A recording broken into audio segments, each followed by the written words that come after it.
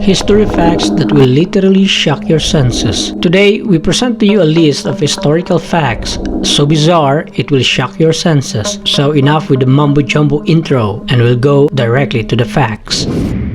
Number 1. The fake pandemic of Dr. Lazowski. During World War II, Dr. Eugene Lazowski tricked the Germans by creating a fake pandemic in Poland. He knew of a bacterial strain, a dead epidemic typhus, that caused people to test positive for typhus with no ill effects. Lazowski and his co-conspirator 𝗢𝗡𝗡𝗡 injected many villagers with their fake typhus, telling the flu-stricken patients it was protein stimulation therapy for their illness. And when they go to the doctor, they will eventually be tested positive for typhus. The Nazis assumed there was an outbreak. They were so afraid of the highly contagious disease because they have no natural immunity from it. So they stayed away and quarantined an area of about 8,000 people, including a small number of Jews, in hiding, relatively safe for more than 2 years. They refused to deport them to the Nazi concentration camp, where they could have been killed or tortured. Dr. Lazowski's fake pandemic has saved the life of those Jews and Poles. He once said, "I was not able to fight with gun and sword, but I found a way to scare the Germans." I bet he did. Number 2. The unfortunate Jackie Coogan incident. Jackie Coogan is an American child comedian who acted in silent films with Charlie Chaplin, like The Kid. When he turned 18, he found out that all the money he earned, amounting to $68 million, had been spent by his mother. He later sued his mother and stepfather over his squandered film earnings, but they argued no promises were ever made to give Jackie anything. So every dollar a kid earns before he is 21 belongs to his parents. As a consequence, the California Child Actors Bill was enacted in 1939 to protect child actors. The law is also known as the Coogan Law, which mandates the production company to directly deposit 15% of income directly into the child's trust account and prohibits withdrawal. Number 3. The Woman Who Never Laughed. There was an early act in 1900s in New York City where the star performer named Saber Sue was claimed to be the woman who never laughed. They claimed that making her smile was impossible, so they offered $100 to anyone who could make the poker-faced woman smile, and $1,000 with today's equivalent of over $30,000 to anyone who could make her laugh out loud. Amateurs, comedians from across the country all failed. It turned out nobody would ever succeed.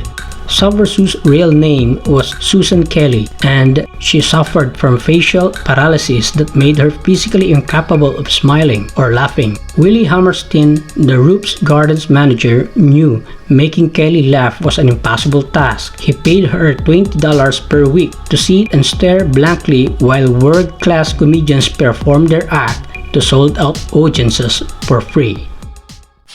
Number 4.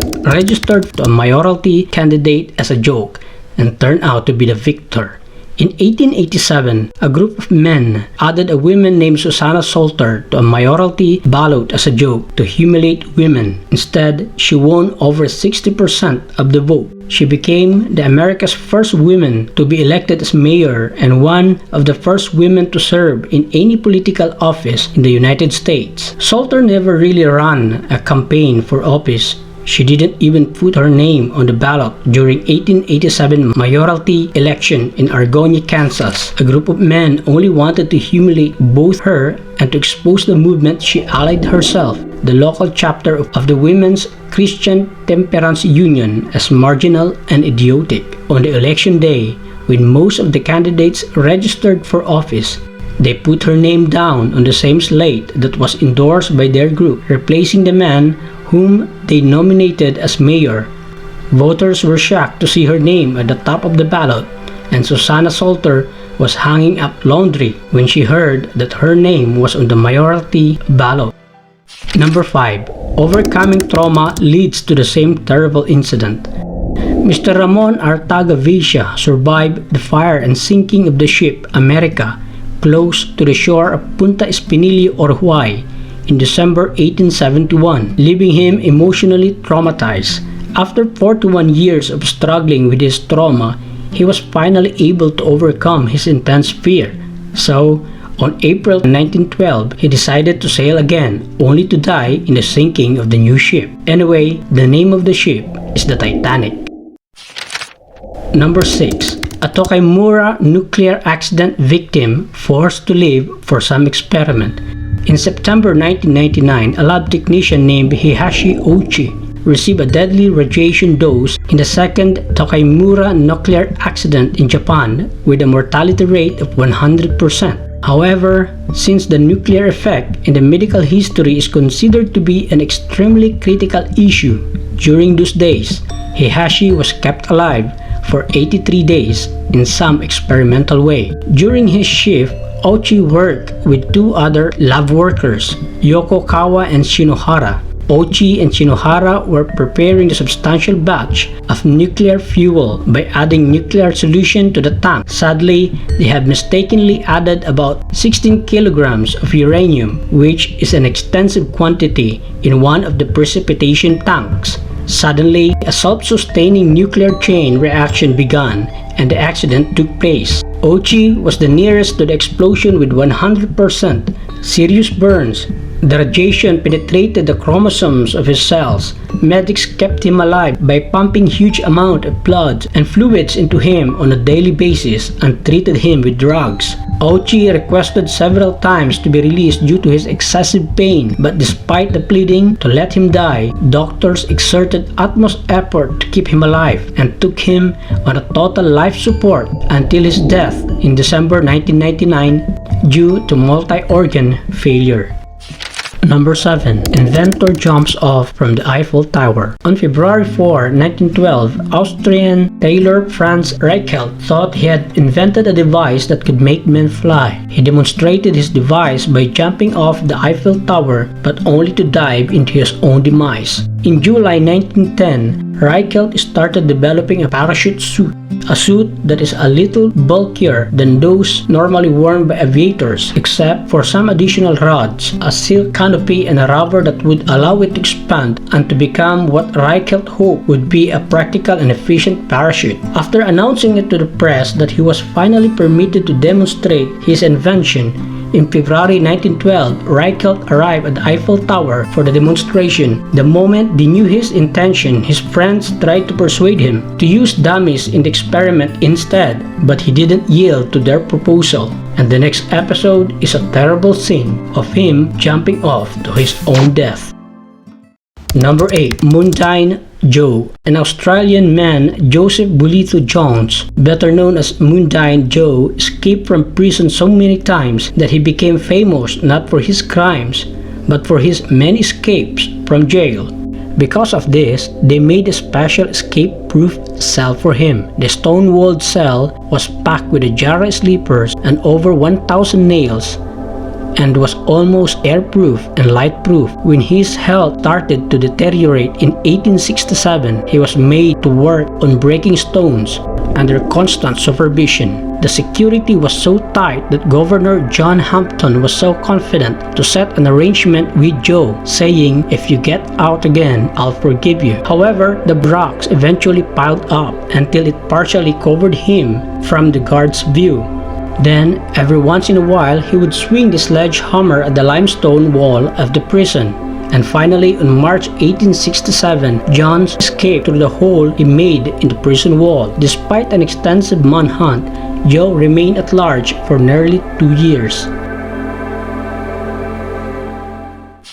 Number 9. The mysterious Anglin brothers. John and Clarence Anglin are two of the 3 men who ever managed to escape from Alcatraz. They were reported to have been drowned in the bay. Until January 1965, the FBI investigated a rumor that one of the escapees, Clarence Anglin, was alive and staying in Brazil, but the agents found no direct evidence of his stay there. However, family members of the Anglin brothers occasionally receive unsigned postcards and messages over the years. The mother of the Anglin brothers received flowers anonymously every Mother's Day.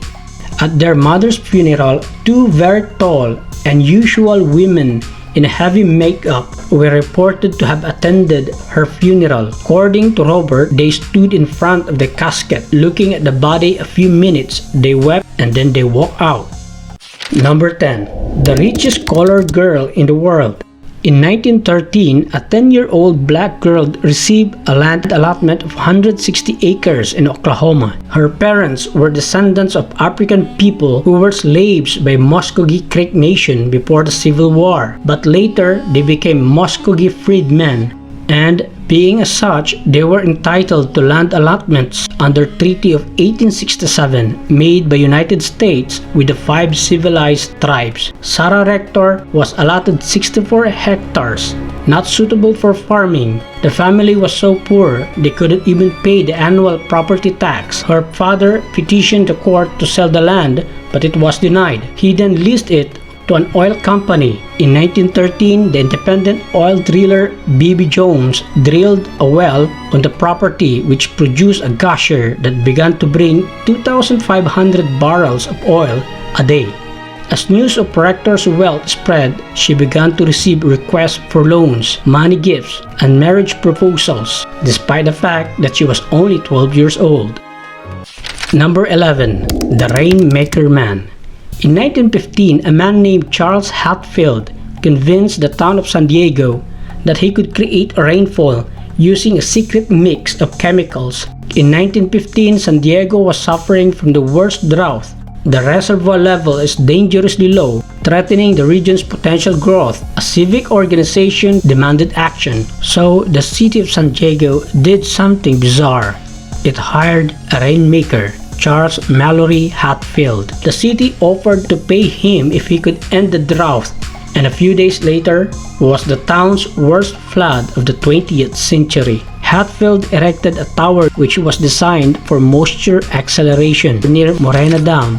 On January 10, 1916, rain started falling for over the next 3 to 4 days, but on January 14 and 15, the rain began pouring. It grew heavier day by day. Dry riverbeds filled to the point of flooding that it destroyed bridges, cut phone cables, flooding homes and farms. 2 dams overflowed, and on January 27, Lower Otay Dam collapsed. San Diego was under the state of flood.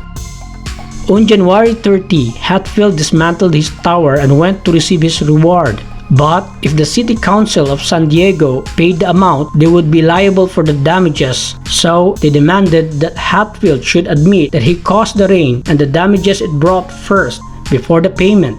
But Hatfield refused. He left San Diego without receiving his rewards. Now, if Hatfield really caused the rain or just a coincidence, as some critics would say, that is another story. So, there goes our list of historical facts that will definitely prick your senses. Subscribe.